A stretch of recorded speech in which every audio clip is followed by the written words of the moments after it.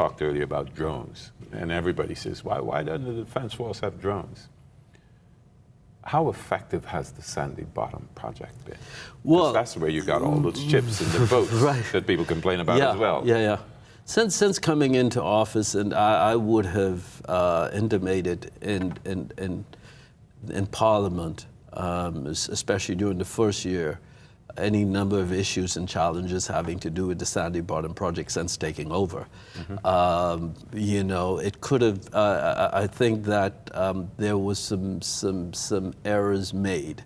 And say, for example, we invested $230 million in crafts, all right? And we did not take into consideration, for example, those craft, when they go to the Southern Bahamas, those big boats in particular, they run out of fuel. They have to come to Nassau. Yeah. Okay?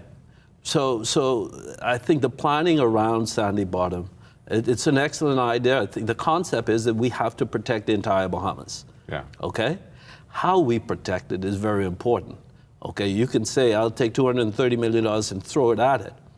But now, you have to plan. When you plan, planning is very important. So now every boat that goes south, runs low, have to come back to Nassau. Okay?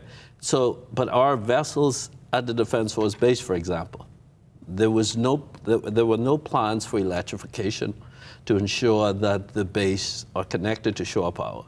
So that means now that we spend, on average, and we've been doing so for a long time, almost $10,000 a month for fuel to run generators to keep those boats going. And so the wear and tear on those vessels is significant. Yeah. Our government now is working to resolve all of those issues. We all agree that we need to protect our country. I just think that the manner and the approach that was taken initially leaves a lot to be desired, but that's water under the bridges behind us.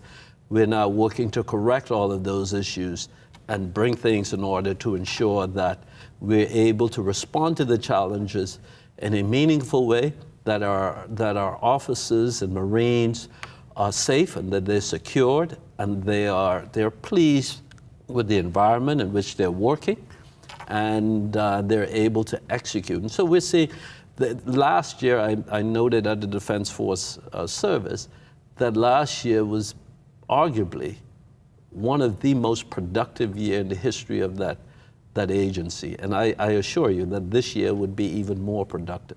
And you say that in terms of what? I say that apprehension of approaches? That's right. And say that in terms of apprehensions. And they're doing a lot of that. Their intelligence gathering capacity. All right, and the development of the officers within that agency, and so we're working to bring about, and to create a very, very effective and responsive agency, because at the end of the day, that goes well for the protection of our sovereignty.